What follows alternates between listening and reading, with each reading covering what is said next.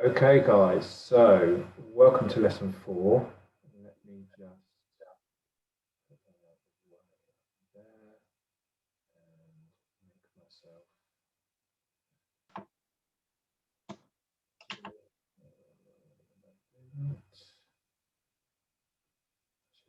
Straight in screen share.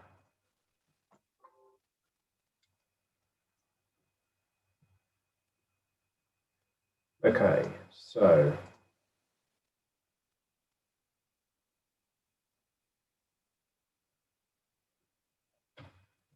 this week we're going to go through some of I didn't really know what to call this, to be honest, because we focused on lighting and portrait photography last week, and this week I wanted to cover other stuff, so I just called it non-portrait photography. But the three main areas we're going to cover are landscape photography, nature photography, and then I'm going to cover a couple of other bits as well. If there's anything that I don't cover that is specific to your needs and requirements, then feel free to ask in the Q&A, and if needs be, I can pull a few slides together probably next week where we should be able to redo some of the exposure triangle stuff and also have a little bit more time to maybe add in some other bits, so I can sort of almost do a few requests. Last session we do will still be an editing one, so anything that's not been covered today, I could probably add a few bits for next week. So, but a lot of the stuff we're going to go through, again, it's the same sort of principles that we've covered already about lighting and composition, just put into a slightly different context with a few additional helpful hints and rules that I think will be of benefit to you all. So, I can't see myself, but I'm not going to worry about that. I'm going to assume everyone is in the room, so let's get rid of that. Okay, so we'll kick off with landscape photography.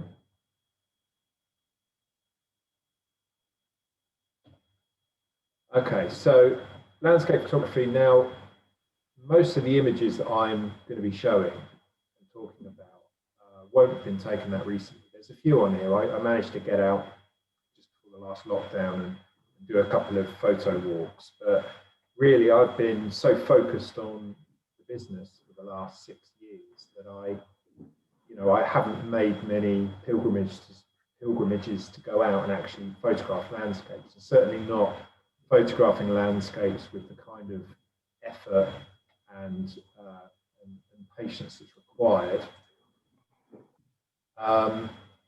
It's definitely something that, to do it really, really well, you need to be patient. You need to do your research, do your homework on where you're going, what you want the light to be, when it's sunrise, when it's sunset.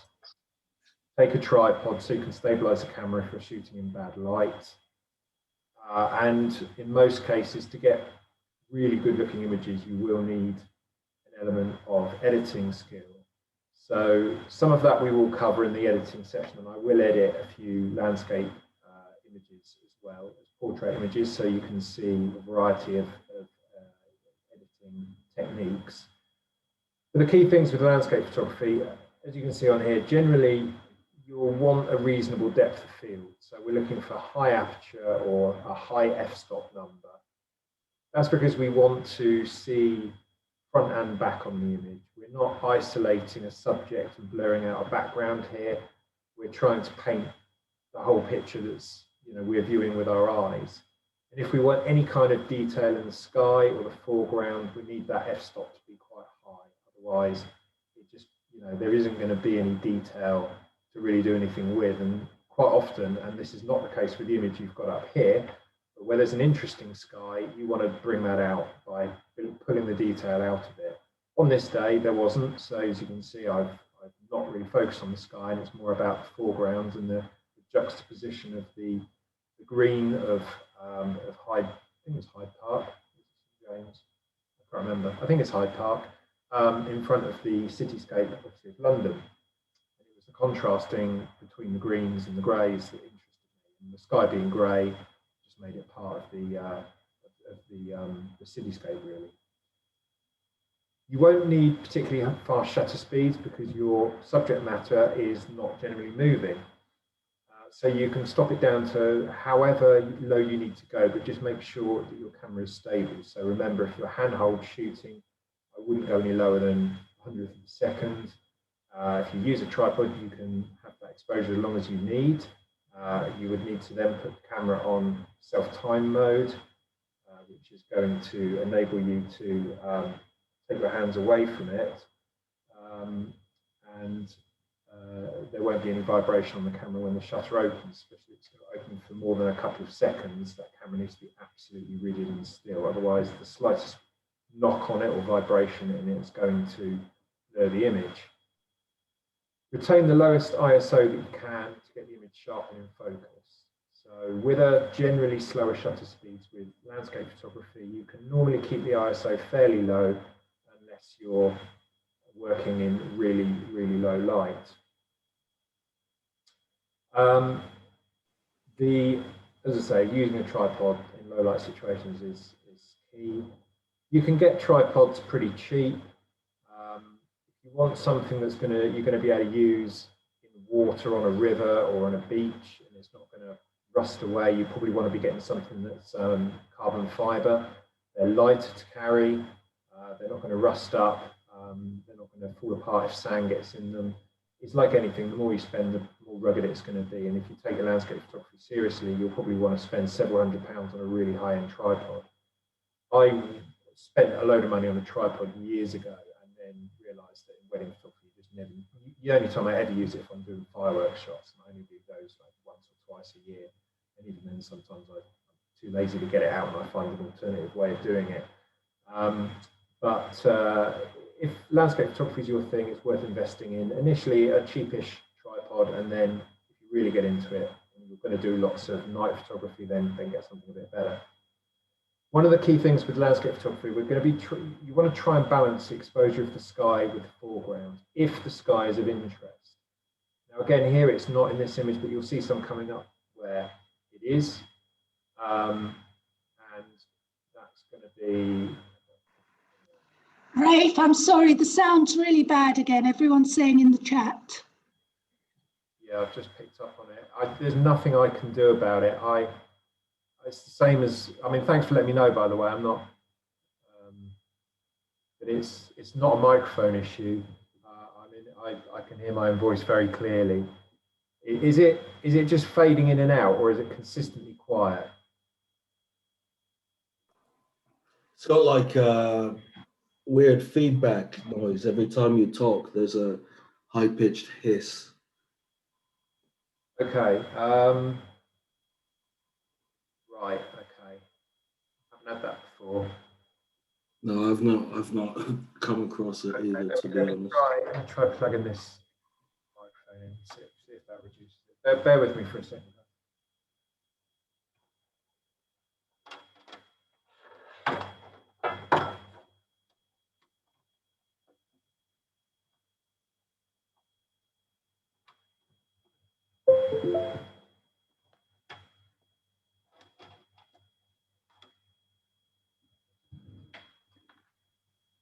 If anyone else has the opportunity to wear headphones, it is easier with headphones versus coming out of a laptop or iPad. I'm hoping now this microphone might be a little bit better. It's a bit more direct. Any improvement? Exactly the same. I bet it's a Zoom issue. Like you say, I don't think there's anything you can do about it. Except right to Zoom. Microphone making any difference? It's a tiny bit better. You're very low volume now, though. Problem with this microphone, I'll have to talk really, really loudly. It's not worked out how to adjust the volume. It's not ideal. I'm going to. Okay, a few people are saying it sounds better with the microphone, so I'm going to persevere with this, guys. And if nothing else, hopefully, if it is a connection issue, I mean, when I was reviewing the videos, the audio seemed okay on previous weeks. So I don't know whether it's just not being received consistently with all of you, but quite a lot of people have said it's bad this evening, which makes me think it probably is my end. Okay, all right. So I've heard enough people that have said it's better. I'm going to crack on anyway, guys. I'll keep an eye on the chat. As before, anyone unmute your microphone and chip in if you just can't hear me at all or it goes completely. So on the on this slide here, just what I was saying about the sky is, if the sky is going to be part of the landscape image, then you need to try and retain detail in it. So my advice, if you are wanting to have your foreground exposed and your sky not blown out, as in overexposed, underexpose the image slightly, because you can draw information out of the shadows if your foreground is a little bit dark. But if you completely blow your highlights and your sky is white, you won't be able to retain any information out of it. So that's my recommendation on that, and I'll show you some examples in a while of where I've done that. Generally, wide-angle lens, if you've got a sky, you know, an amazing sunset, and you've got wispy clouds and all the pretty stuff, then a wide-angle lens is going to draw the sky in and make it more dramatic. But you might want to mix it up and use long lenses. This one is a long lens photo we're looking at. I'm compressing the horizon. I'm trying to bring the city towards Hyde Park by using a long lens. I'll show you examples coming up of different stuff. As always, with something that you're taking your time over, take a few images, have a look on the viewfinder, recompose, go again, change exposures, be patient, take your time, try and get it perfect.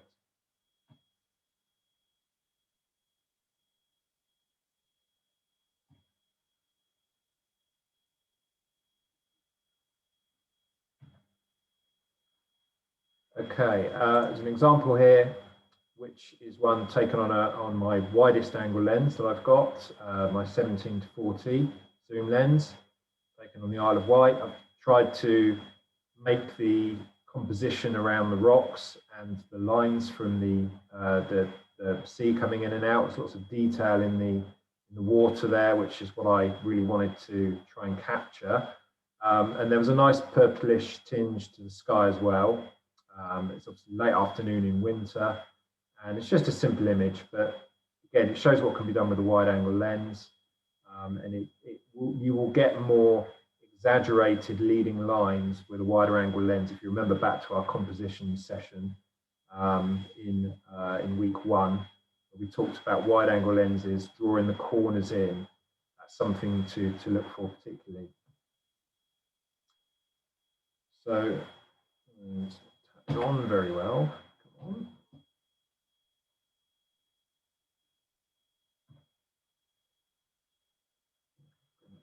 No, that's fine. So moving up to a 35mm lens, and this was just I don't generally shoot much landscape stuff with a 35, but this one it just needed to get the composition right. Up in Scotland, some buddies and I went on a driving holiday around the North Coast 500, all around the north of Scotland. Absolutely amazing few days.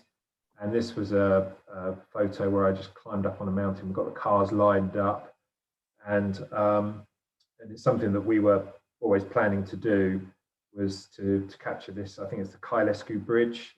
It's just north of the Isle of Skye, up in the Highlands. And to be honest, I think I'd probably pull the highlights down a bit more if I was editing this now.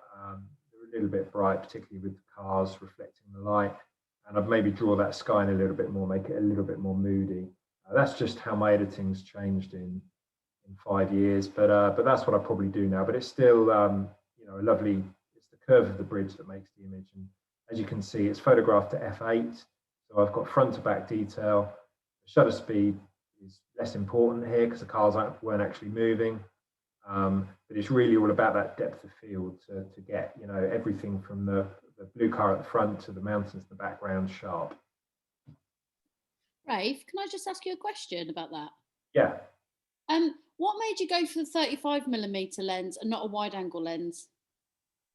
I think because the position I was in, if I'd have gone wider, I would have got in some rocks on the left that I didn't want in the frame.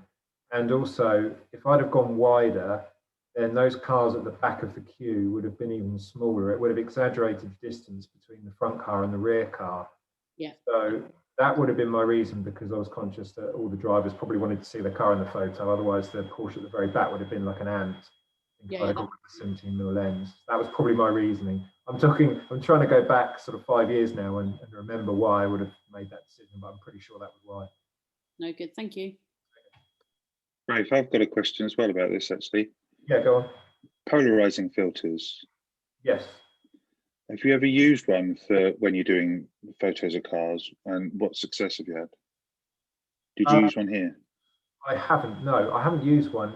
I haven't put a filter on any of my lenses for 6, 7 years, in all God's honest truth.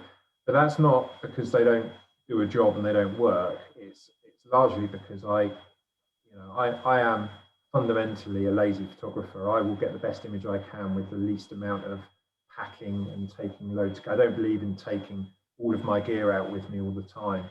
I'm happy to be restricted. I'd rather travel light, and I don't use them. I used to use them. They're quite a good idea. They will protect the valuable element of your lens, the glass. So if you break a polarizing filter, it's probably 20, 30 pounds to replace it. If you break a lens, it's hundreds of pounds. So from that perspective, they offer protection, but they also, because of the majority of the work I do, they don't add anything to wedding photography. They just slow the lens, they slow the photo down very slightly by darkening it, and that works against me. I don't remember putting one on here. If I had, it probably would have pulled the highlights down slightly, maybe even boosted the colors a tiny bit. But they're not a terrible idea if you're going to do a lot of this stuff. And they do, yes, they do reduce reflections on cars, but I cannot remember the last time I used one. It's quite possible that some of my images would be slightly better if I had, but I didn't use them. And so I wouldn't say they're essential, but if you want perfection, then yeah, they're readily available. But the problem is, if you've got lots of lenses, and I've got quite a few with different thread sizes, by which I mean the diameter of the lens, I've got probably about 4 or 5 different sizes. So you would have to have a polarizing filter because they screw on the end of the lens element. Yeah. All of my lenses, and that can get expensive if you're paying for a particularly good one. If you get like a Hoya one, like a top end one, they're like £120 or something stupid. You buy one of those for 5 different lens fitments. That's a lot of money to spend on something I don't do very often. So that's probably why I didn't do it. But if you've got the same lens diameter, and you can buy one and it can cover 2 or 3 lenses, that wouldn't be a bad investment. I've seen quite a lot of your car photography either on Facebook or elsewhere, but so it's good to know that you don't use them. What's achievable without? But yeah, I'm just interested. Thanks. I think if I'd maybe used one, this image would have been a tiny bit better. But I think it's because of my knowledge of what I can achieve in Lightroom afterwards, and I can compensate for not packing things like polarizing filters by just editing my images accordingly, by pulling the highlights down, which then pulls the reflections down, and you get that polarized look. So I think that Lightroom's got better and better and better. But since the last time I used a polarizing filter, Lightroom has improved massively. And I think now they've got a dehaze tool on there, which is something I'll cover in the final week, which acts like a polarizing filter. It just gets rid of glare and haze, and it just does exactly that. So if you can do it afterwards, then you know what I mean? It's sometimes you think, why bother spending all that money on something when Lightroom can do it for me? And there would be a lot of photographers that would scream at the moment and say, oh, but it's not the same and it's better with possibly it is, but I'm all about getting the result with the least amount of work. And I think that's because my job is I charge people, my time is what people pay for. But if I can get the job done in the minimum time, then my time is more profitable. So it's just simply that, really. And I wouldn't have been paid for this. This was hobby photography. So if I got it 90% good, not like someone's paying me for this anyway. So that's probably my mentality. might not sound like the right attitude, but it's my attitude because my photography is my job and I have to maximize. Everything I do is about maximizing return, as it would be for any business, but obviously making sure the client's satisfied. If they're not satisfied, they don't book you again. So it's a real juggling act of all of that, really. Okay, so moving on, we're now up to a 50mm lens.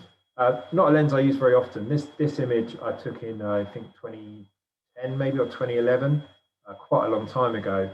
This was the first image that kind of got some really good praise and a few wows at the camera club, Kitchen Camera Club. It was, I think, it was the first time I got 10 out of 10 from a judge,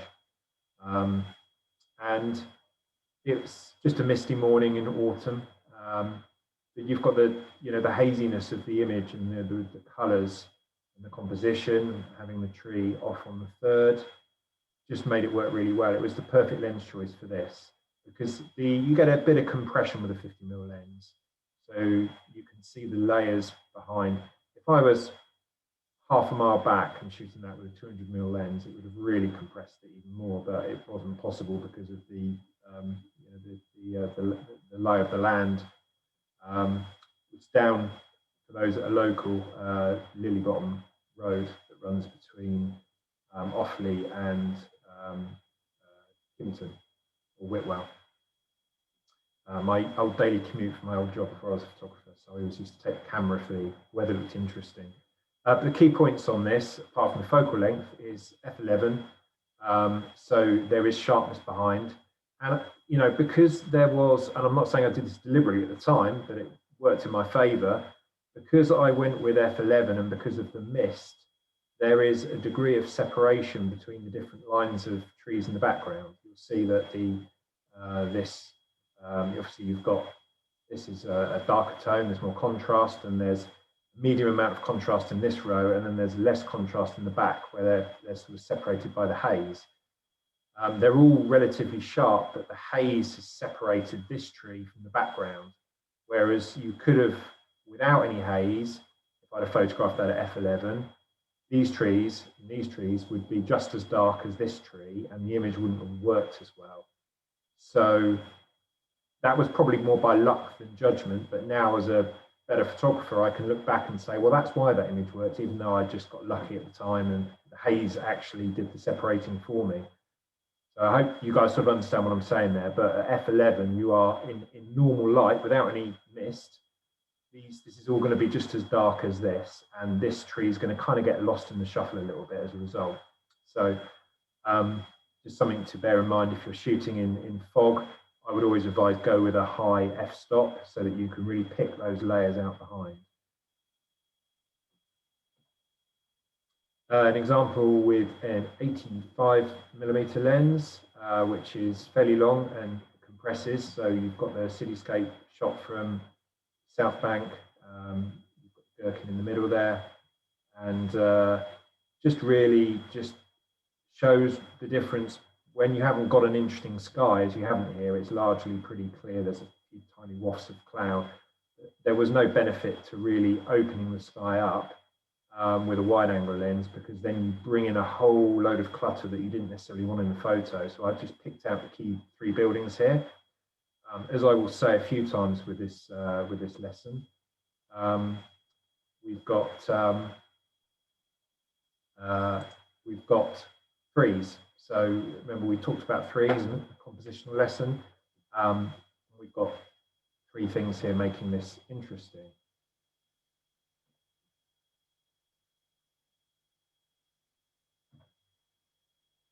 Stepping up to a 100mm lens. So again, we're still doing landscape photography, but we're really picking out and isolating the subjects now. So we've got a boat, a rowboat on Newtown Creek in the Isle of Wight. And again, I've gone for sharpness front to back with f11. Shutter speed is middle-ish, but really wanted that detail.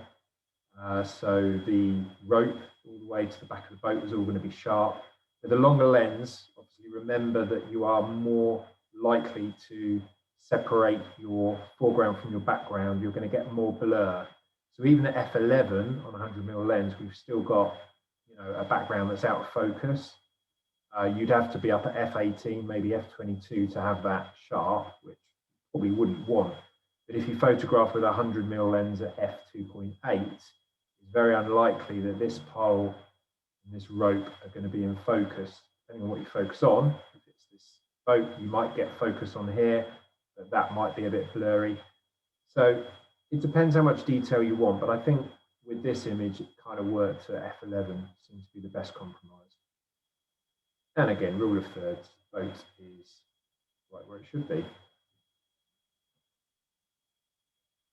Stepping up to a very long lens, this is an example of where you can silhouette. Again, I took this one quite a while ago on a holiday to Florida. That is Naples Pier on the Gulf Coast. And I dare say I'd maybe edit this slightly differently now, but at the time it was too good to miss. But I think I had a tele extender on my lens, because to get 265mm is quite a precise focal length. And I know that my longest zoom only goes up to 200, so I must have had an extender on it to make it even longer. But again, I've gone with f9 because I wanted to get some detail in the sky. The focus point is on the pier. Obviously, I've shot manually, otherwise the camera would have looked at a dark pier and overexposed and blown that sky out. So again, you know, it's manual control of the camera to expose really for the sky. So with a sunset shot like this, you're always exposing for the sky because that's where you want to see the detail. That instantly creates a silhouette with whatever's in the foreground, as long as it's not being lit by anything. With this particular frame, I quite like the wave coming in as a bit of interest to balance the frame. So you've got something in this corner as well as over here, and obviously you've got the sun in as well. As I say, I'd probably edit this slightly better now, but you know, it still works as a silhouette image on a very long lens. I've probably gone as slow as I can, holding a long lens steady at 125th of a second. That was probably as slow a shutter speed as I could get away with, keeping the ISO reasonably low at the same point to allow enough light through to do that. I don't shoot many portrait landscape photographies. It gets a bit confusing now. By that I mean format. So portrait format being vertical format, landscape format being horizontal format, if you hear me refer to that again. Went to Iceland in 2014 and did a fair bit of landscape photography. There wasn't a huge amount of wildlife to photograph, so it was mainly landscape stuff. Those that have been, you'll recognise certainly these stacks on the right. Bit of a cardinal sin on this one because my horizon doesn't look entirely flat. I think if I spirit leveled that off, I'd probably give myself an F, maybe an E. But that's something to look for. Horizons have to be dead flat. That one is slightly off. But compositionally, it works. Rock in the foreground, f8, so that everything is sharp. Got these basalt rocks, these famous rock formations. They're like sort of strange sort of rectangles from volcanic activity many years ago. And you've got the wave breaking, you've got some nice detail in there as well. So it's quite a nice image. I don't shoot vertical format or portrait format very much, but this one kind of works. Over here, we've got an example of a very long exposure. This is, as you can tell, Aurora Borealis, all the northern lights. And this actually cost me a lens getting this photo because it was about -15 degrees and blowing a gale, as it always does in Iceland in February. And my camera got blown off the tripod, it got blown forwards. And because I had to take the filter off, because you can't photograph the northern lights with a filter on because of the radiation, it just won't capture it properly. So I had to take my filter off, which was protecting the lens, and the wind blew it down and it hit a stone and cracked the lens. Which wasn't great because that was an £800 lens, but there you go, you live and learn. These are the risks of landscape photography. But with this one, I'd done a little bit of research into the settings I needed. If you're going to photograph the northern lights, you kind of want some sort of foreground interest, otherwise it kind of loses something if you just have the sky. So you've got to expose a little bit for the land. Now I probably pulled this up a little bit in Lightroom. I'm sure it was probably a little bit darker, this section of the photo, because you are exposing ultimately to the sky. With this one, I don't know why I went with such a shallow aperture, but it kind of worked. It's probably not technically the best photo of northern lights that's ever been taken, but I can tell you I had frostbite in my fingers and my nose, and I was watching lenses getting destroyed around me, and my patience for the cold was probably waning, so I probably rushed it a bit and managed to get this. But I'm sure that it would have benefited from maybe pushing the ISO a little higher and getting the f-stop up towards 8, or maybe having the shutter speed open slightly longer. But I think from memory, when I did my homework on it, they said around 10 seconds is an ideal exposure time. If you go too long, it's all just going to be a creamy green blur. And obviously, if you don't go fast enough, you're not going to get any exposure on the foreground. It's just all going to be black. So they're the things you want to think about if you're going to try and photograph that. Moving on to even longer exposures. Again, these have been presented in portrait format, and these were taken ages ago, back in probably 2012, maybe even earlier than that. I went through a little phase of experimenting with just setting really long exposures and seeing what could be done. And these were both taken obviously in the Isle of Wight. So obviously, it's not probably obvious to you unless you live there. But the whole idea was to make the sea sort of ghostly, almost sort of milky kind of, kind of a sort of almost like a fog, I suppose. And to do that, you have to really slow that shutter down. So these were taken in daylight. I would have most likely had the help of an ND filter across the lens, which would have darkened everything down, because you'll find in daylight it's incredibly difficult to stop your camera down for this many seconds, even at a low ISO. I don't know why I didn't go to 100 on here, to be honest. Shows how long ago I did it. You want high f-stop because you want to let as little light in as possible, because you're opening the shutter up for a huge amount of time. In this case, 83 seconds, in this one, 44. This one is with I must have shot this with a fisheye lens, a 9mm, which is like super wide, so it really exaggerates the sort of the shrinking off of this groin off into the distance. But you can see the sea was a bit rougher here, so you get more of a milky kind of white sort of exposures. The waves were crashing in and out. 44 seconds is a long time, so there was a lot of action, a lot of movement going on in the sea. The camera would have been absolutely rigid the whole time.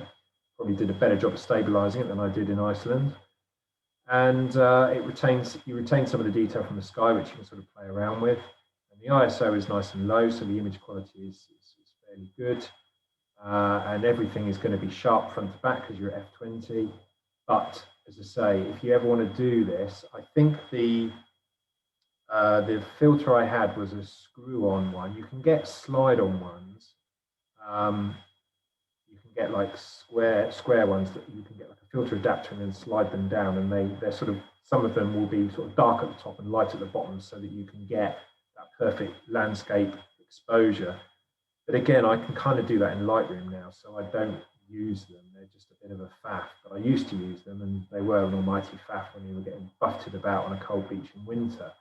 But to get an exposure this long in daylight, you'd have, would be called a 10-stop ND filter, and it would just be a screw-on one. It would be like looking through black, so like a sort of a black circle that would screw onto your lens as a filter. This is not going to be something you can do with point-and-shoot cameras or bridge cameras or phones, obviously. This is something you're going to have an SLR with the right size thread. But I would have used those certainly, I think on both of these, to be honest, almost certainly, to really stop the light coming through, so you can go with a super slow shutter speed. Haven't done this in years. I think I'd probably do a better job composition if I was doing it now, but I wanted to show you examples of it, even though I don't do it anymore, just in case it was something you guys wanted to have a go at. And on the landscape thing, really, tell a story. It's like I said with the portrait photography. Try and if you're going to go out and do something, take a series of images, try and mix it up, different lens lengths, different angles, different compositions. This was done just before lockdown, around Christmas, down in London, and I just wanted to get a variety of interesting images from the top left of the phone box in some fairly interesting light, to doing a landscape image of the cityscape with, again, sort of a fairly interesting sky behind, an interesting composition on the London Eye, doing something slightly different. Then two buildings here, again, just playing around with lines and colours. Then the Leek Street tunnels, we would have been at quite high ISO for this because it's pretty dark in there. I just saw an interesting composition here. I just saw these lines and thought that was interesting, especially with the London buses under here. It just kind of worked compositionally. Another one here, a different view of the London Eye, peeking between two buildings. Some really gorgeous afternoon light in the West End, and an interesting composition on Chinese lanterns in Chinatown. So lots of different lens lengths, rather. Very different sort of collection of images. I did only take two lenses with me into London, so they would have all been 135mm or 35mm.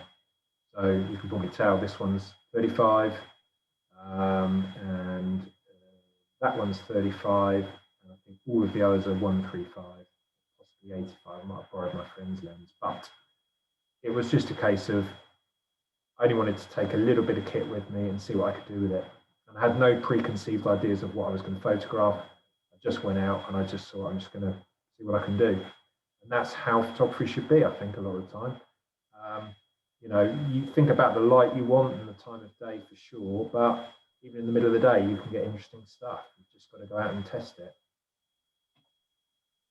So this is where I just wanted to show you some unedited raw files and what they look like, and also the process I go through when I'm taking a landscape image. So I arrived at Clay Windmill back in December, and I was with my girlfriend for the day. We planned to go and look at a few sites on the North Norfolk coast that I knew because I've been up there. I've actually photographed two weddings at this windmill. It's absolutely beautiful. They host wedding ceremonies in it. It's pretty small, but it's a beautiful part of the world for those that have not been there yet. So I started out, the first click I took, by the way, these ones in the frames are edited. I'll explain as I get to them soon. So this first one here, I started out and I just saw, do I shoot through these reeds? And I was kind of like, it's okay, but it's not massively working. Then I walked around a bit further and I saw the reed bed, and I took another one and the sun was kind of behind it, sort of, it was okay, but it's not brilliant. And then I moved around and then I saw, the sun sort of over the horizon, just still in the sky, but it's going down. And I saw the lines of the river and I thought, okay, this is a bit more interesting now. I've got my leading line here. And then once I'd edited it, this is how it looked. So you can see that is almost the same frames. That might even be the same frame. It's certainly within a couple of frames, but it's obviously gone through my editing salon to pull a bit out of the sky. Probably still overexposed on the sky a little bit. There's only so much detail you can pull through when the sun's still there, but it's reasonably interesting. Then my girlfriend and I trotted off in the car, and then as we were leaving, I could see the sky was starting to get really interesting. I was like, oh damn, I should have hung around. So I was 10 minutes down the road and I literally just did a U-turn, got back to where we were 20 minutes later. The sun had obviously gone down, but there was still a lot of detail in the sky. So I knew that I'd be almost silhouetting the windmill for these shots and not worrying about it being in too much detail, but trying to get a good exposure for the sky so I could play around with something later. So again, went in close, realized actually, no, I want a bit more sky, stepped back a bit or used a wider lens. Then I went, oh, probably a bit too small in the sky. So I sort of found a compromise in the middle, got my exposure, put the windmill where I wanted, made sure there was enough detail in the sky. And then this is my edited version here, where you can see the colors are a bit richer and there's a bit more detail in the sky. And I've lit the foreground up slightly as well. Then I thought, well, let's get one with a long lens as well. So I took one with a 135. And then again, it didn't need as much editing as the others, but this is just the edited one. You can see I moved around slightly, changed my composition ever so slightly here, just came around and got it a bit more square on. Warmed up these bits. You'll find that when you photograph when the sun's gone down, you get this bluish hue because the camera sees all this orange in the sky, and it wants to give you, an auto white balance. It wants to give you this sort of measured kind of temperature. So it turns all the whites blue because it's seeing all this orange behind. So when you edit it, you've got to kind of correct the blues. Otherwise, it looks like it just looks too cool, to be honest. So I've corrected the whites in the windmill, got them looking white again, and retained that detail in the sky. But the key thing is here that, I could have taken 1 or 2 photos of this windmill and just gone. But I actually went away, saw the sky change, went back, did it again. There were another 110 frames that I took between this one and this one, to give you an idea of how many photos I take to get what I want. And you can see that, what comes out of my camera here is different than what is finished up editing. So those of you that have never really edited, this gives you some confidence that you can do quite a lot in post-production to get something looking really good. My images do not look like this, not with landscape photography anyway, on the back of a camera. They never will, not possible, unless you put loads of really clever filters on. But even then, I just don't think it would look the same. So there's a big difference between first click and the last edited image for me. And it's a process getting from obviously here to here. Okay, moving on to nature photography. We will still have the Q&A at the end, guys, and I will obviously look through your lovely portrait images with you as well. So I'll keep rolling, and if you can save any questions to the end, that'd be great. So in nature photography, depth of field will vary according to what you are photographing. However, a lot of the rules of portrait photography will apply. So this is going to be a follow-on really from what we did last week. So you'll be thinking about lighting, although your subjects aren't going to be quite as amenable to moving as people. So nature photography, I would suggest, much like any photography, is best done when the light's good. And I've had the fortune of going to Florida on 2 nature photography walks, where I've hired a professional standard nature photographer to take me out around the Everglades, where they know that there's going to be a great selection of fauna to photograph. And they've given me tips, and they've let me use their 500mm lens, and really given me some help in getting the best images. And we always start before the sun comes up, have a break during the middle of the day when the sun's really high in the sky, and then finish off later in the day to get the best light.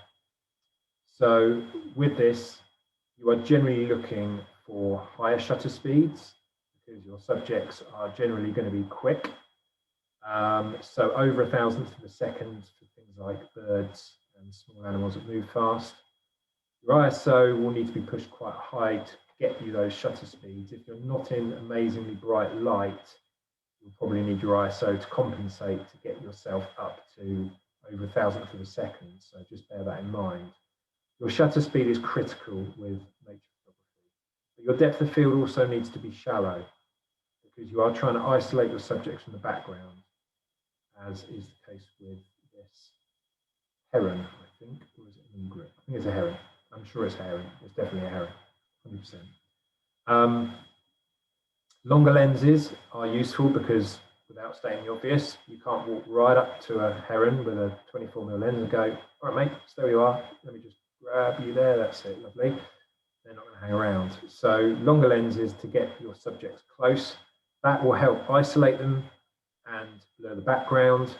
If you're photographing anything small, and I'll show examples of that, plants, insects, a macro lens is your friend. For Canon shooters, the 100mm macro lens has been around as long as, I don't know, it's been around forever.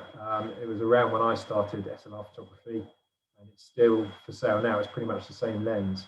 It's very useful if you're going to do a lot of this. It's probably about 500, 550 for a second-hand one. So you're going to want to really get into your nature photography to really get your money's worth out of it.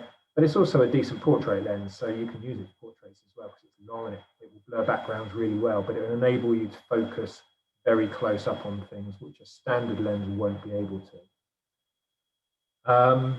As with all subjects, get eye level, so get low if your subject is low, otherwise it looks like a human's observing something and you don't want that to be the case. Good nature photography looks like you are almost in there with the animals, and you know, you don't want to make it obvious that you're just walking along snapping stuff from a lazy position. So get eye level where you can. Be prepared to crop in post-production because you won't always get as close as you want, even with a long lens. Try and anticipate the movement of the creature and try and give it space to move into. So with this, if I'd have cropped this with this space here, the other side, it would have looked a bit weird. So you want your animal or creature or whatever looking into the space in case they move into it. If they're flying, try and get them flying into the space, not out of the space.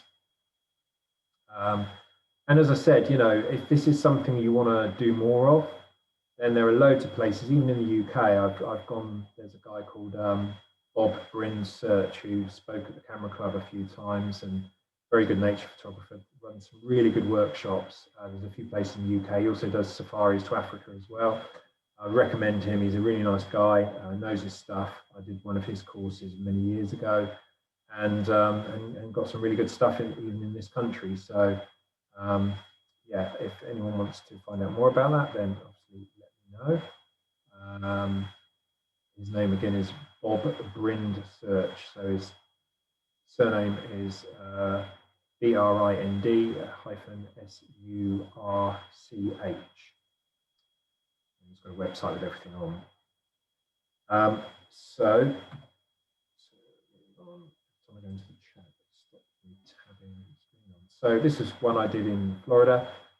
This is an osprey, not flying, but because I was prepared for it to possibly fly off, I had my shutter speed at 2,500th.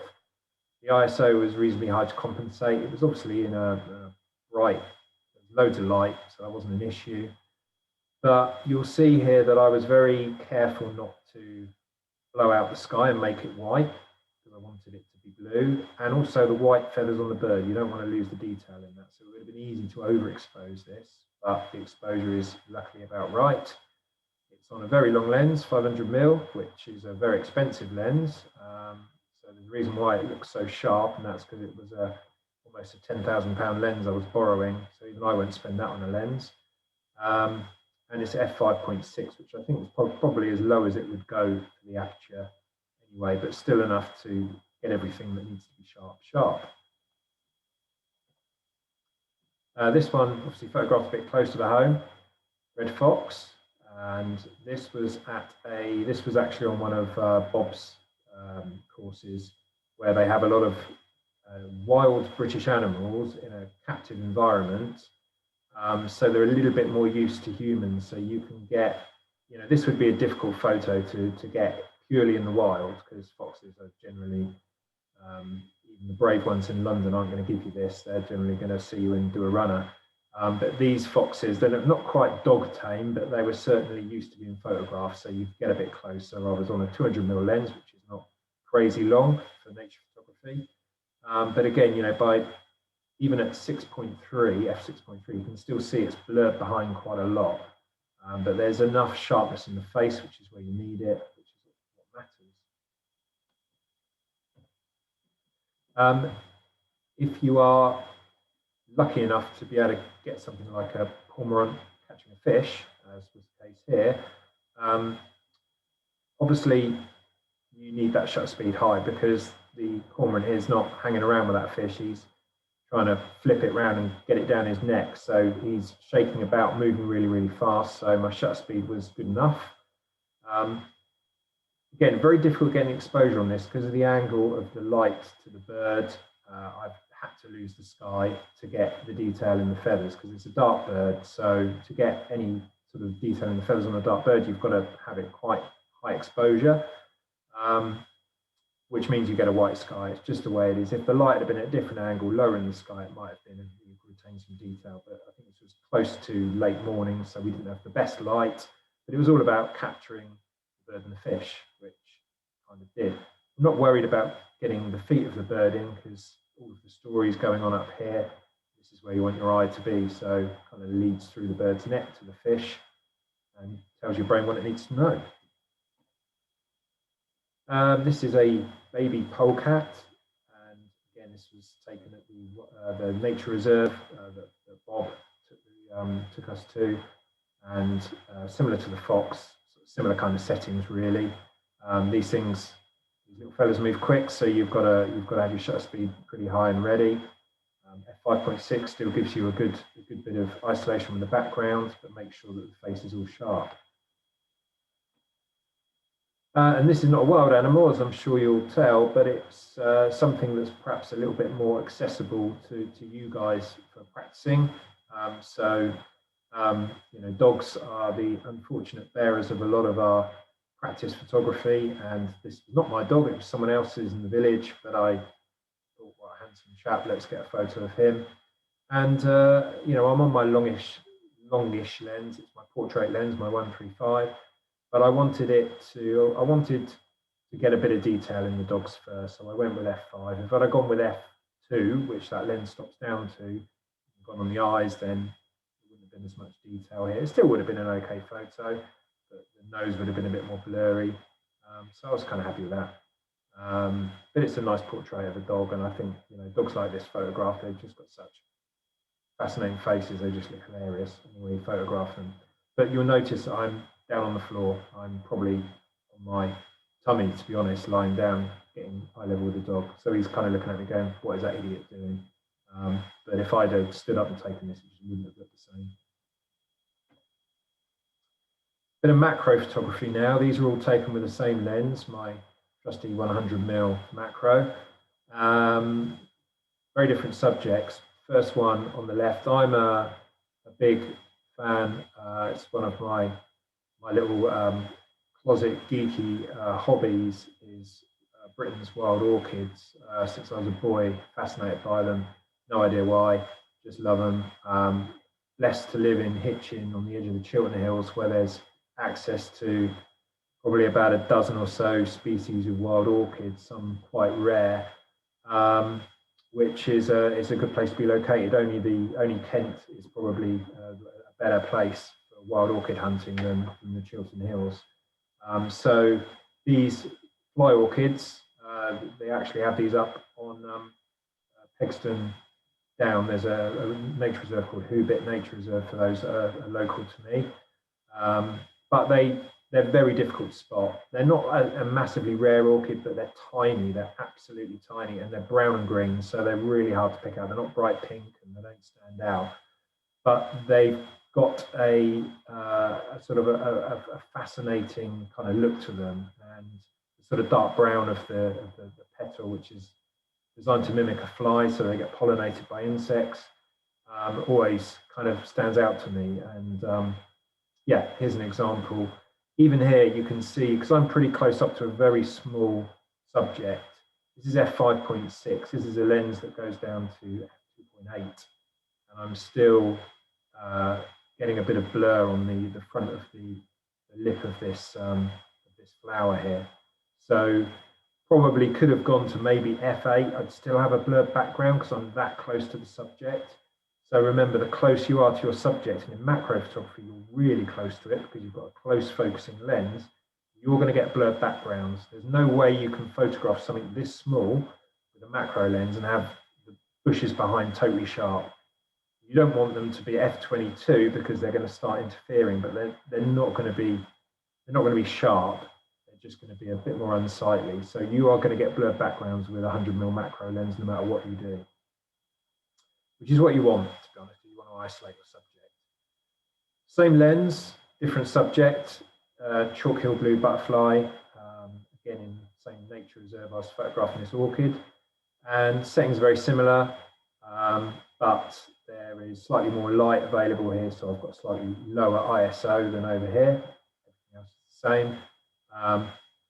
If you're going to photograph insects, particularly butterflies, which is everyone's favorite insect to photograph, my tips to you would be to go early in the morning, because anything that's cold-blooded, it moves a lot slower when it's cooler and it hasn't warmed up yet. And once you get to mid to late morning and these fellas have probably warmed up, they will not hang around and you will struggle to get these photos. What you will get the opportunity to do is with any insects, dragonflies is another example, is if you get them early in the morning when the sun's just coming up, they will be more static and they will sit on whatever plant they're on, and they will basically be thawing out and warming up for the day, and you will have a much better chance of getting a sharp image of them. You'll also have better light to play with as well, but it is one of the hardest things to photograph is insects middle of the day in the summer once they're fully charged up. Forget it, to be honest. You might have some luck in the evening, but I've always found that even though I'm the world's worst person at getting up in the morning, that is one time I will get up early if this is what I'm going to photograph, because it makes so much difference to get them early. So yes, don't get there at midday and wonder why you can't get a photograph of a butterfly, because that's why. And then these spores off this moss, I believe it must be, these are even smaller. I mean, this shows the capability of the macro lens, how close you can get to something really tiny. What works so well here is, I think, the colours, ranging from the sort of purpley red all the way through the rainbow to this sort of green. I just absolutely love that. Again, things in threes, interesting. But I'm super close to this, and I'm so close, and it's something that is photographed in a shady woods. So I haven't got a lot of light. Look at my settings. I've got my ISO at a crazy 10,000, which is really pushing the camera. And this was a Canon 5D Mark III a good few years ago, so it wouldn't have been as good as my cameras are now at high ISO. So I don't think I've ever pushed it that high before. My shutter speed is down at 125th. And that was definitely as slow as I could go. But I had to get these sharp, I had to be at f18, because you're so close to such a tiny thing. There's no way at f2.8 that I'd have got all three of these in focus. Even though they appear to be in a line, you've got to have your aperture super high when you're photographing tiny, tiny things at this close proximity. So if you're struggling with that, try and remember, get your aperture right up. Think about your background still, because I'm lucky I got a dark unlit bit of woodland behind me, which basically became black, which is perfect. But yes, you will need a high f-stop, and that means your camera is going to be pushed really hard, so a low shutter speed and high ISO to get there. And again, threes, just another example of things being interesting in threes. These were sandpipers, I think. Sandpipers, well, avocets, possibly, something in the wader family, again in Florida, walking away from me. Okay, a little bit on car photography. Again, might seem a bit odd to throw this in. It's just something I do a lot of because it's another of my hobbies. Obviously, wild orchids and cars go hand in hand, as I'm sure you can understand. But the key things with car photography, and this would translate to anything machinery-based, trains, buses, whatever you're photographing that's automotive in any way, is with a metal surface, you've got reflection to deal with. You've got highlights that need to be controlled. So again, underexposure is the key. It's very, very easy to overexpose with metallic objects. So go slightly under, pull it back in Lightroom if you need to. Think about your angle of attack. I always, again, even though these aren't animals or people, I try and get eye level. You can view a car as having a face because of the headlamps, so get level with them, and it just looks better. You can sort of pick out the background that way. Otherwise, you stand up, you photograph down, you're not going to get the blur as much because you're going to have the road behind it as part of the composition, which isn't going to add anything, it's just going to look a bit messy. So think about your backdrops, isolate the car with a narrow depth of field if you're photographing with a long lens. I tend to find that longer lenses make the car look more purposeful, and it keeps it in its correct dimensions. So if you were to shoot with a really wide angle lens, you end up distorting the car, and it doesn't look how you know the car to look, because your brain sees the car how your eyes see it normally. And if you photograph the car at a really wide angle, an exterior shot anyway, it looks weird. It doesn't look good to me. I've seen loads of people at car shows take loads of photos of cars with crazy wide angle lenses, and I just think afterwards that looks terrible. So longer the better, in my view. As it says here, the reflective surfaces can be an issue with highlights, so just be aware of those as well. My typical lenses are 85 or a 135 mil lens for these kind of photos, and usually about f2.8, so I can blur the background. Another thing with car photography, focus on details that define the car. Don't just photograph the car as a whole. Focus on little bits of it that you think are more interesting or more specific to that car. And use wide angle lenses really only for the interior shots. And I'll show you an example of that in a moment. So again, a long lens shot of one of my long departed gas guzzling monsters, taken from way back, but again, not needing to get the whole of the car in. You've got the badge of the car, you've got the exhaust, just a bit of the car tells the story, and you've got the badge in as well. This one here is, again, it's details. The alloys, the wheels were particularly interesting to me on this car. It's a classic Porsche with a classic Porsche alloy wheel, and I've kept the exposure in a way that the reflection off the paintwork is kind of retained, so that we don't blow that out, and it's just converted obviously to black and white with a bit of software that I'll show you in the editing session.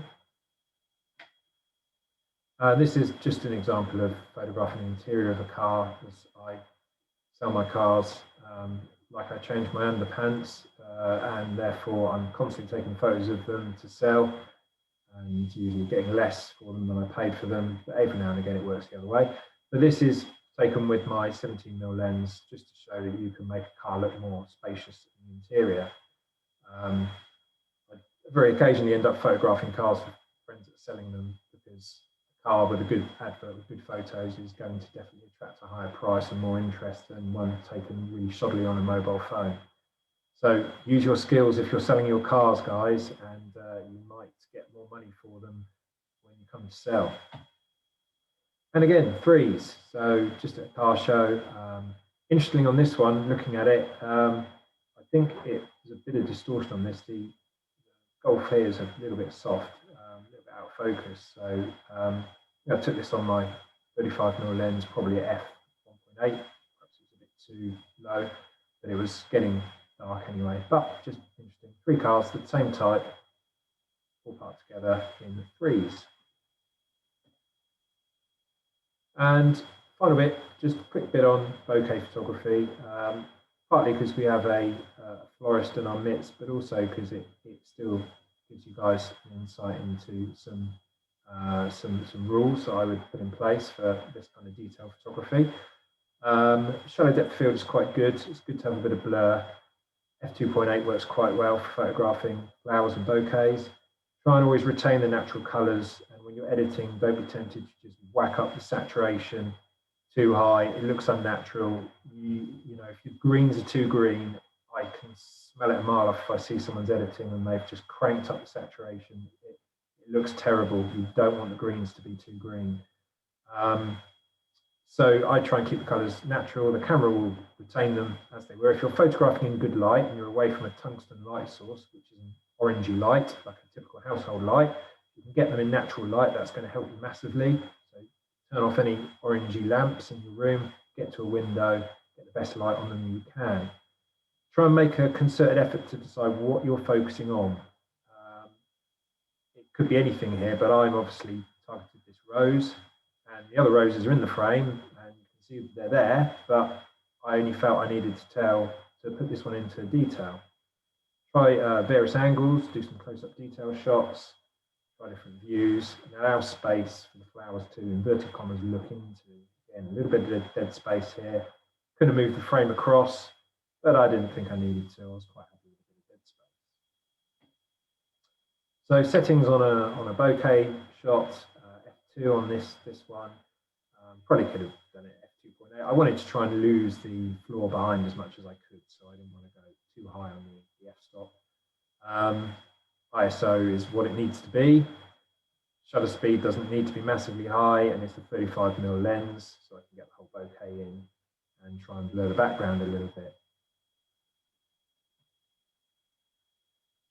Okay, so your homework for next week, guys, is to send me one landscape photo and one wildlife photo.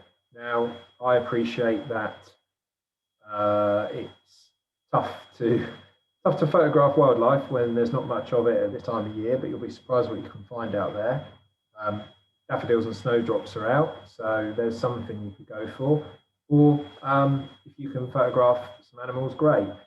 Push comes to shove, I will accept photographs of pets, but we've got a lot of pet photos in the portrait ones you submitted last week, so it'd be nice to see something slightly different, and I'd like to challenge you guys to photograph something that's off your own doorstep. So if you can get out for some fresh air and a walk, social distance of course, then try and do so. Landscape, I would suggest that, I know you guys have limited time, and I know that all of you get to do the homework every week, but try and get out when the light's good if you can. It will make such a difference.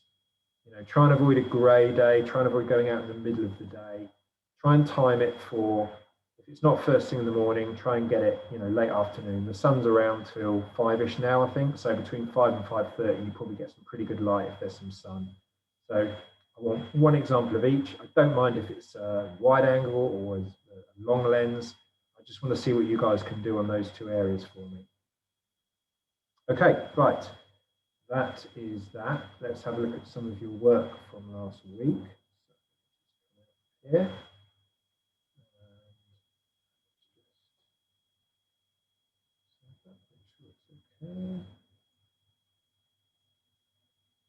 Okay, so you were challenged last week to photograph, to take some portrait photos. One of the photos needed to be in interesting light, and the other one needed to be a flattering composition. So there's some really good stuff here, guys. I've not had the luxury of loads of time to sift through them in detail. I thought I'd do that now with you guys on the call, but I did have a glimpse at some of them, and there's some really lovely stuff. So good job overall. These ones here, my favorite in this one was this one. I think compositionally worked really well. The eyes are great. There's some clever cropping there, and it just works well for me. A bit of a shame, the light source is clearly coming from here, and the child is facing away from the light source. And I know that with a child that age, obviously they are not going to do what you want. But it might be just a case of exercising a bit more patience and waiting perhaps for the child to turn around towards the light source and change your settings, because you want that to be darker. Obviously, if that child's face was facing that way, it's going to be much better lit, so you're going to need to change your settings and get less light coming through the camera. But you know, if these were done in manual mode, that's really good. That's you know, that's a really good start. Ones like this, again, you know, just maybe if you can't edit afterwards, just in camera crop in, you know, lose this here. So you know, you can do this by just coming in slightly close with a camera. You just clean your background up instantly, just doing little micro adjustments like that. These ones here, really love this. It's funny, I even know this lady. Used to go to the gym with her and the author of the photo, and it's a really lovely photo. I know that this was done for the subject's business, so some sort of lovely sort of casual reportage photography. So I love this. I think the composition is really good. I'm happy with the cropping. A couple of little things on it. Just bear in mind, it's never good to crop right on a joint. Never crop on an elbow or a knee.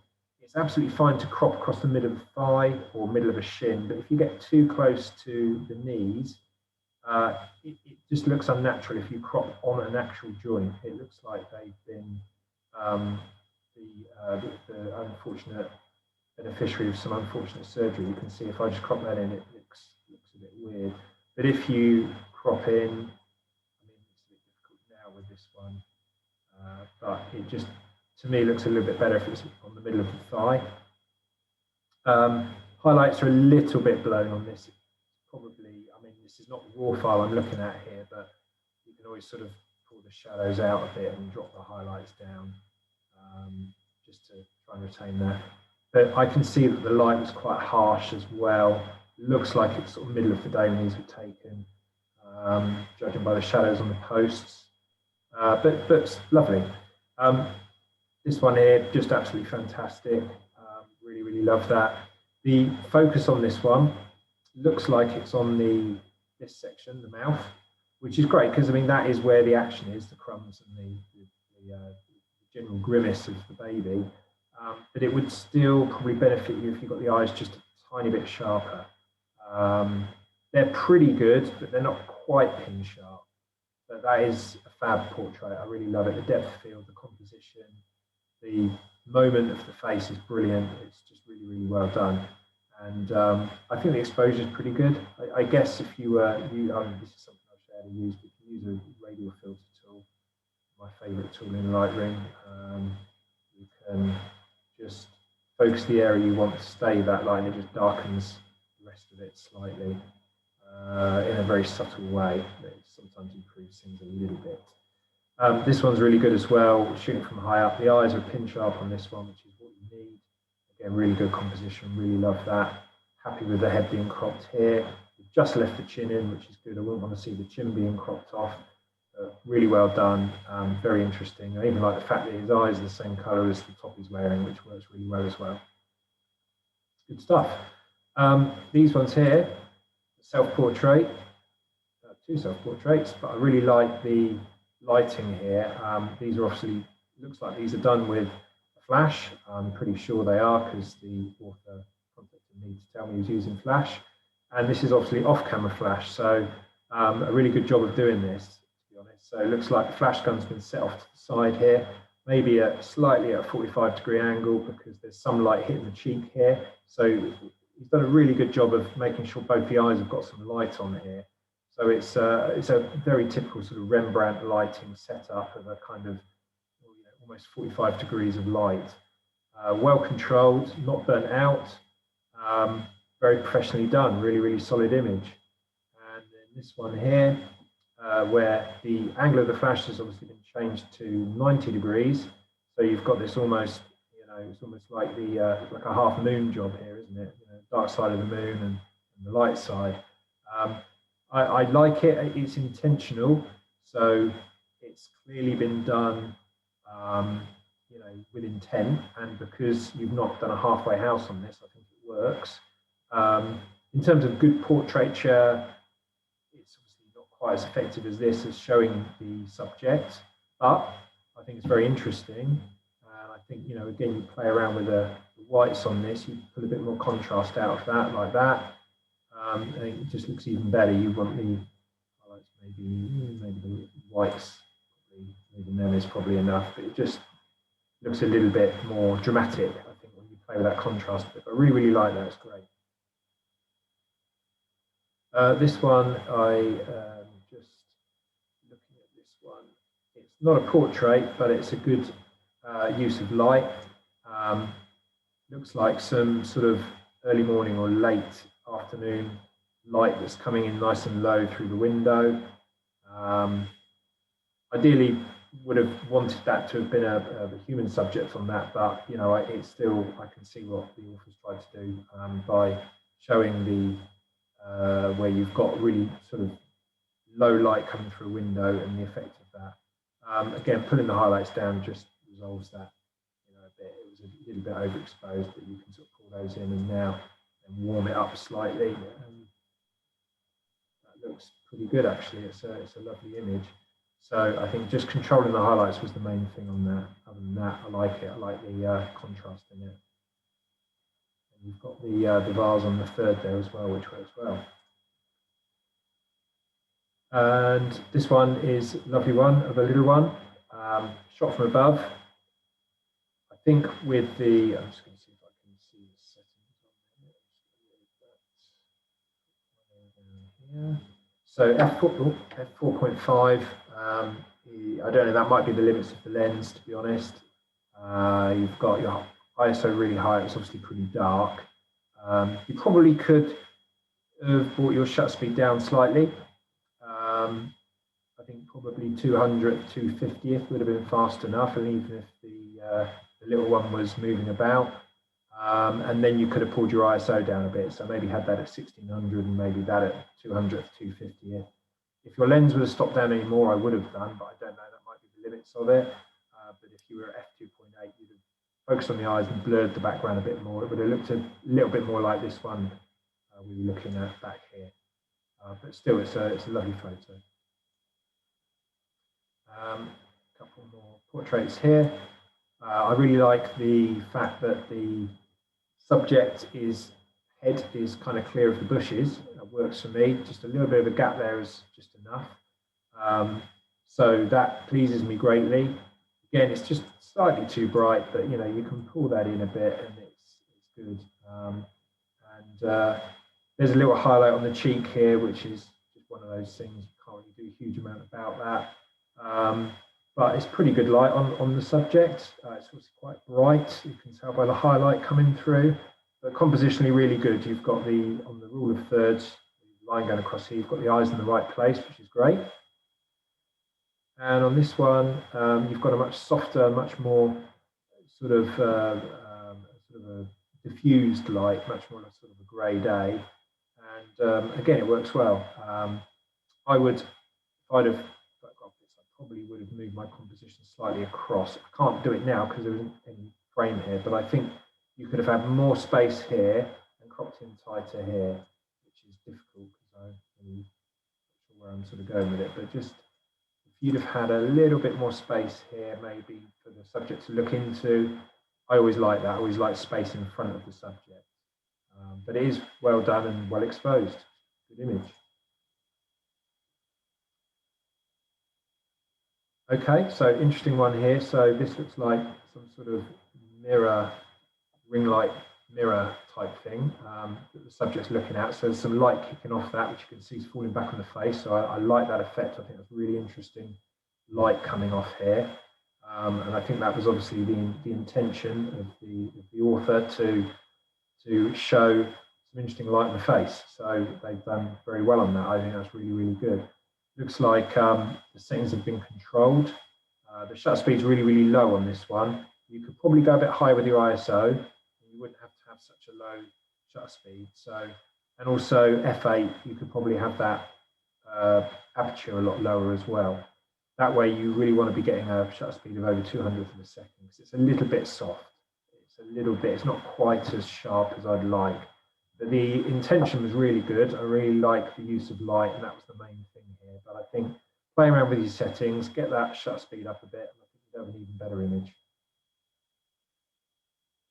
And this one, again, I like the composition on this one. Again, I'd say the same as with the last one over here. Just try and move everything slightly this way. If your subject's looking that way, bring the image over this way so that we've got more frame here, less frame here. The light on the subject's not in the best place. You've got this amazing light behind. It would have been really interesting to see what you could have done there with the light on their face and stop the settings down. Again, we've got a really low shutter speed of 1/8 of a second. So if you were hand holding that, you must have pretty steady hands because that is pretty slow shutter speed to be getting sharp photos, but it looks fairly sharp. So yeah, there must be some serious image stabilization going on that one. But yeah, just think about your composition and maybe using that light to your advantage rather than having it sort of lighting up the back of his neck, which is drawing the eye to this part of the frame because the eye will always go towards the light. And what you've got here is that all the light is here, and what you want to be looking at is the face. Ah, the lovely Lynn. I wondered when she'd make an appearance. This is one of my girlfriend's very best friends and a lovely lady. And this is a really nice photo of her, and there's some really gorgeous light coming in there. So I really like that. That soft window light. There's no highlights blown. The composition's really, really good. Just a really solid image. I really like that. The head is kind of in a clear space. It wouldn't work as well if I'm not even sure what that is. Is that picnic basket or radio? I have no idea. It can't be a picnic basket in February. Anyway, if that was going through her face, then that would have knocked a couple of points off. But the fact that she's clear of it works really well. Really good depth of field. Lovely blurred background, the good old nifty 50 at f1.8 doing its thing. Settings all look good to me. Shutter speed's good. Yeah, really, really good stuff. And this one, so I'm sure the author knows what I'm going to say already on this one, and it's the same as before. It's the subject just looking the wrong way out of frame for me. Compositionally, other than that, it's great. I mean, the eyes and the cropping is all really, really good. The light is over here. So although I think you've gone for the interesting lighting, and I do see what you're trying to do, I think that you could have gone about it by facing Lynn towards the light and then repositioning yourself to try and get this Rembrandt lighting, but with her facing the light and stopping letting less light into the camera, darkening the whole thing because it's a little bit too bright. It does need the highlights pulling down a bit. Again, it's difficult to do on a JPEG because it deteriorates the quality of the image a bit. But yeah, it just, for me, she's just looking the wrong way. That's the main crux of it. But it is a well composed image. I do like it, and it's just slightly too bright and slightly looking the wrong way. But really good stuff. This one's really interesting backlighting here. So I don't know whether that's natural light through a window or whether that's some sort of flash. But I like it. It's interesting. It certainly makes the image stand out above. You know, if there wasn't that light there, it'd just be quite a poorly lit kind of image. It wouldn't have much interest, but the rim light behind definitely adds to it. Yeah, it's difficult to sort of see what that might be. I think it's window light. It looks to me like it is. But if it's off-camera flash, then that was very brave of you. Well done. But yeah, no, it is nice. It just means that with all the light behind the subject, of course, it means that it's difficult to get any brightness on the face. But there are things you can do in editing, which we'll cover in the future, obviously. But yeah, it's a great image. And this one, again, you've got the light. The rim light's not obvious behind now, but there is some interesting light. There is a light source clearly coming from this side of the room, because you can see this side of the face is lit more than this side, and I think that's working rather well. It's not the strongest light source, but it is a light source, and you can see how that's sort of lighting one side of the face, and it's soft light, so it's quite flattering, and for that reason it's quite a flattering portrait. I think the colors are ever so slightly off because you've got this, you know, you've got this red curtain behind being lit by the sun, and it's casting all this pink and red. See how red that cheek is there. That unfortunately does take away from the image because you're looking at unnatural skin tones because of this amount of red. There's nothing you can do about that other than moving to somewhere else where you're not going to have this sort of red light polluting the image. But I do like the angle of the light, and I think it works really well in terms of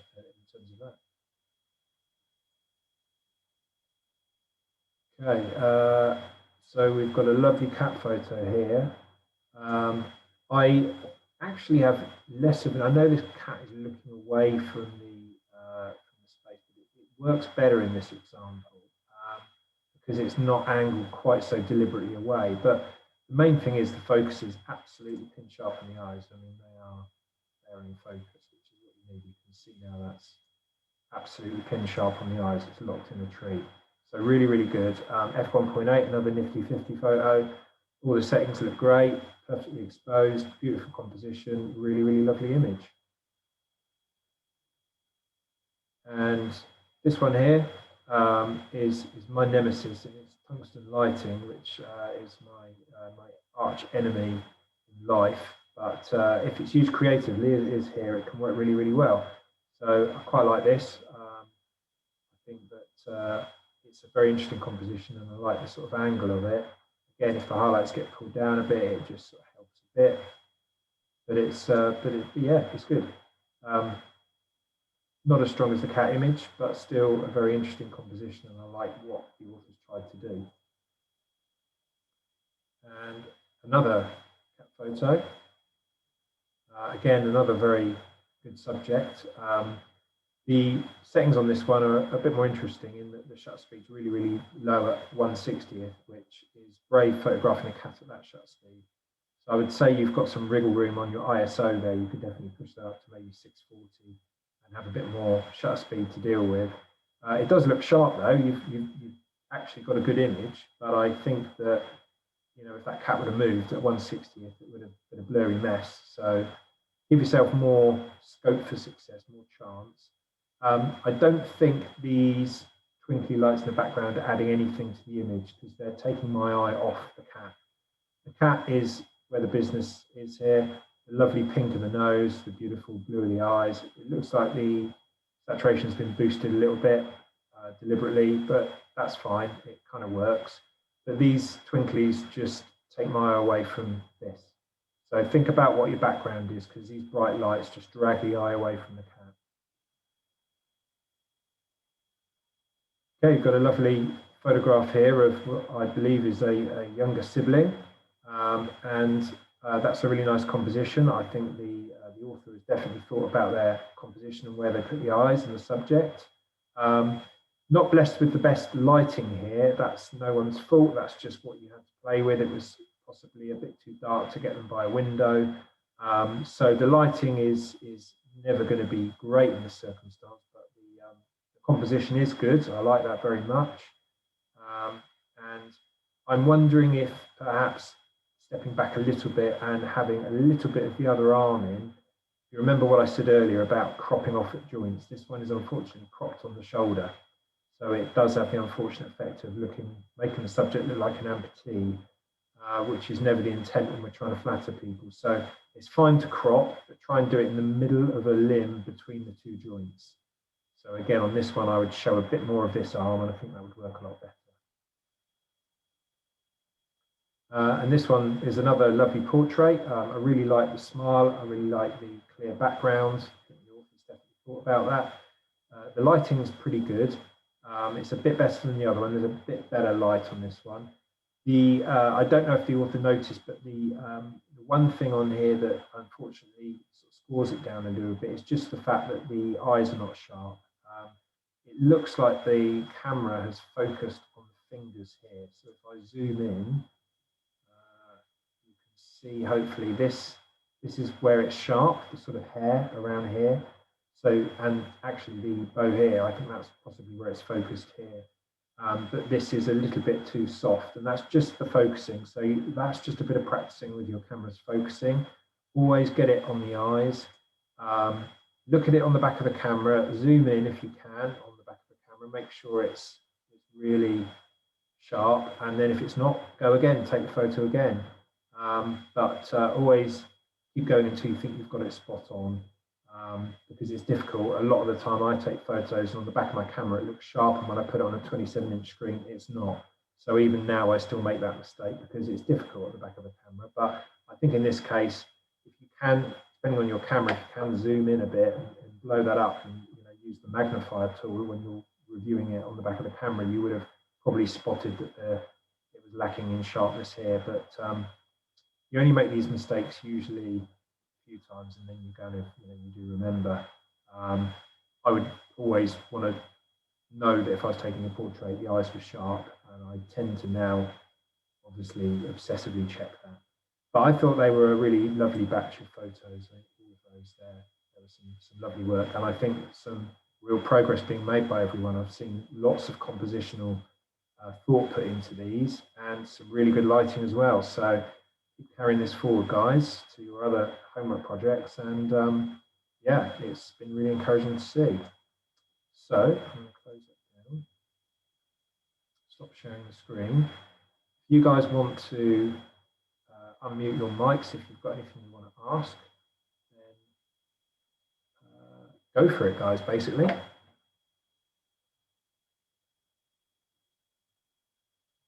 With the awkwardness of people being too polite to go first. Come on, someone be brave.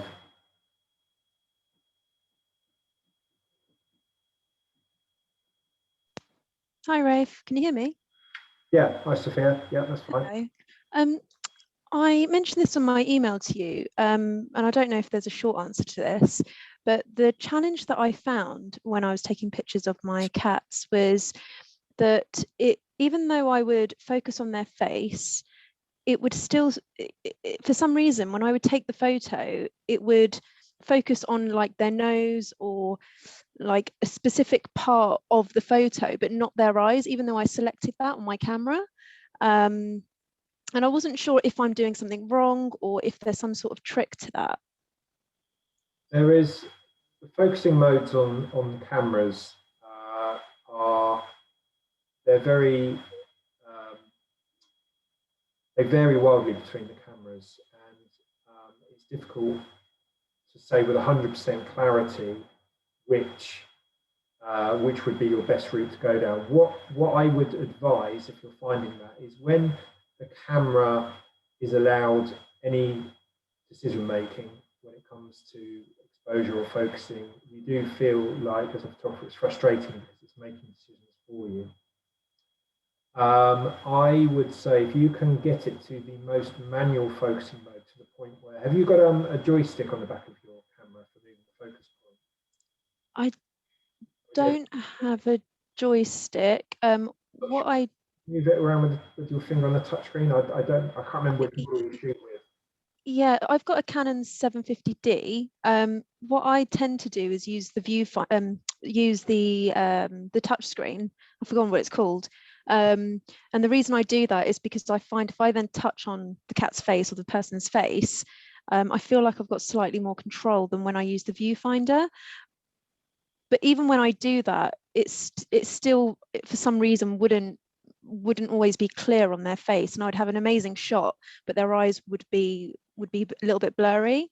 And I wasn't sure if it's something to do with my settings or if I'm doing something wrong with maybe my shutter speed or the aperture or something. I know that when I used to, before I had cameras with intelligent eye autofocus, which is it's a cheater's way of basically doing it, and I doubt many of you guys have those features on your cameras. My solution was always to just get manual control of the focus point and move it around. So when I had my eye up to the camera, I was guiding it around with, and on my Canons for years, they always had joysticks. I would make sure that my focusing was set to manual, and I would always move that focus, that little square. So I would have it as the focusing set as a small square rather than a big sort of grid. So not that kind of, that evaluative kind of focusing that kind of lets the camera kind of decide on whatever, because you can have that set up so the camera, you do half a squeeze on the shutter and the camera will see something moving and go, oh, that's the subject, and it will just lock on it. But sometimes that's not what you want. So I would always be fully in control of that focus square, and I would move it to the eye. And if the cat was relatively still, I'd have enough time to quickly go in, move that square, sort of, here to here on the eye, half a squeeze for focus, click, and got it. That was before I used IAF. Now, I cheat a bit because I use the IAF because it's pretty accurate. But I would say just try and go through your focus settings on your menu and try and make sure there's no automatic focusing that's been set, and just try, if you can, if there is, try and go to the most manual option you can.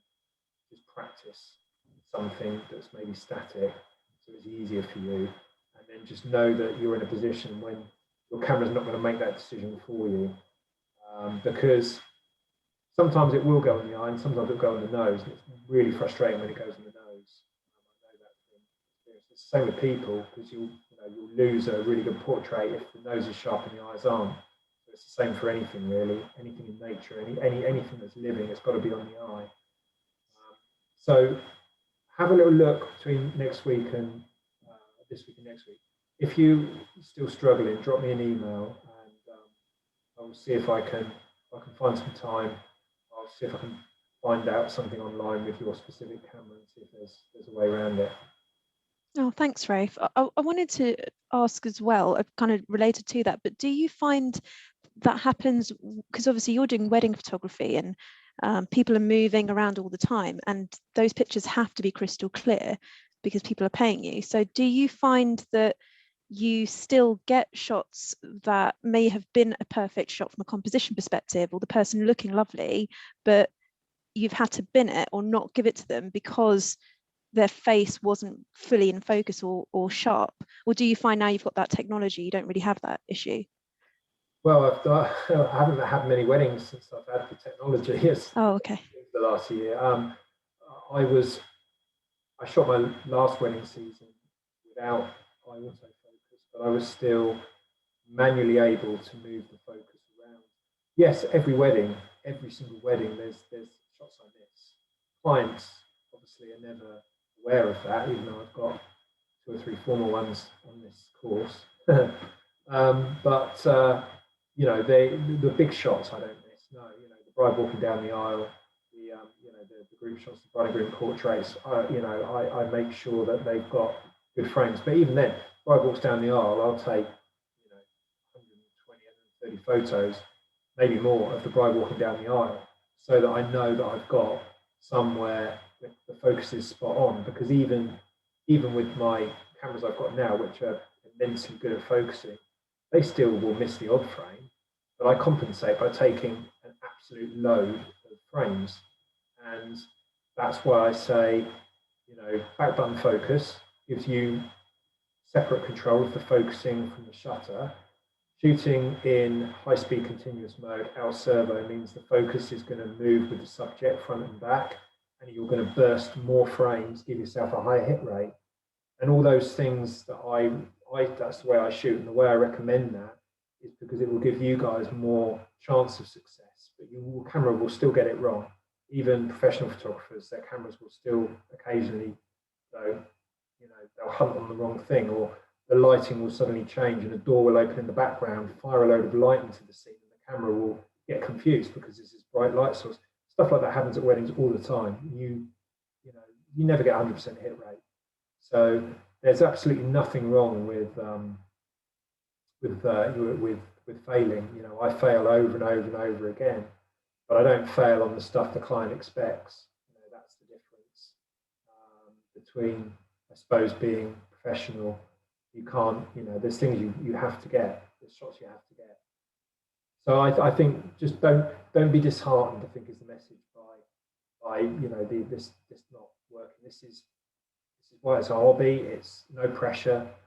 It's fun, and you know, it's frustrating at times, but sometimes it works brilliantly. And when it does, you'll feel, you know, super chuffed. And you know, those photos of your cat were spot on. I know there was some misses in there, but you didn't share those with us. The ones that were shared were really, really good. So yeah, keep going with it.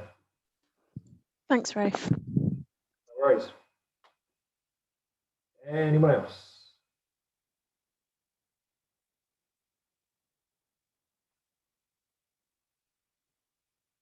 Just while I'm filling the void, guys, I know that some of you guys have been able to submit homework every single week, which is fab. Some haven't done any, some have done some weeks and not others. I don't want to make anyone feel bad for not doing homework. It's not school after all. I mean, you're paying me for photography tuition. But I would say to be brave, to practice, because I think to do this course and just listen and observe and try and absorb it all and then use it in a month or two is going to be a big ask. I think you're going to be far better immersing yourself in this as much as time permits. And I know that, you know, we're all busy lives and stuff and work and kids and stuff, but to practice during the course is really going to help. And I'm seeing, the reason I'm saying this is because I'm seeing improvement from the people that have done homework week on week. I've seen a massive improvement in, you know, what, 3-4 weeks already. So I'd love to see more of you submitting images, you know, and hopefully you'll see that I'm, you know, I'm a kind soul. I'm not in the game of making anyone feel bad about their images. But even some of those really brilliant images that we saw today could be a little bit better. There's still things that could be improved, as there is on my own work. Christ, I'm not perfect, you know. I'm putting my own work up for this presentation. I'm looking at it and going, oh, I would have done that differently, would have edited that differently, and I'm being very honest about it. So I think that, you know, photography is all about being open, being prepared to have your work critiqued constructively, as long as it's done constructively. But it is all about practice. It's all about trial and error, and there will be more error at first, and there will be less error further down the road. But you won't improve unless you get out and you use your cameras. So at the very least, if you're not submitting work to me for review, then at least get out and use the cameras while you're doing this course so that you can begin the process, because I wouldn't want to be in the position of absorbing all of this I'm giving you over 6 weeks and then trying to sit down in one session and implement it all. I think it'd be a bit of a big ask, which is why we're doing the homework. So hopefully that's of value to you.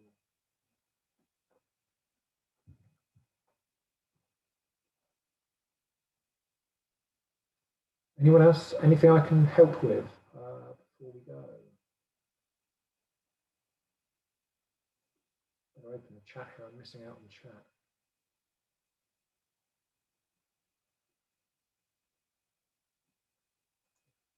Okay, guys, look, what I'll do, I'm going to jump off. I'm going to leave you to your evening, and I will have a little bit more time, hopefully, over the next week, if any of you need to message me about anything. And let's see what you can do with those landscape and nature photos over the next week. And next week, we'll go over the exposure triangle again, have a bit of a recap on that. I want to talk about sources of inspiration for your photography. Show you a few videos as well. Hopefully we'll have a bit more luck with the connection and the sound. I think we hopefully got there towards the sort of 5 minutes in onwards. It's the same link as always next week. Don't panic if I'm not there at 5:25 past. I will usually wait for most of you to be in the waiting room and then admit you and start the call. Any other queries? Drop me a note. Have a lovely week, and I'll see you all next Monday. Ta-ta. Thanks, Rafe. Bye.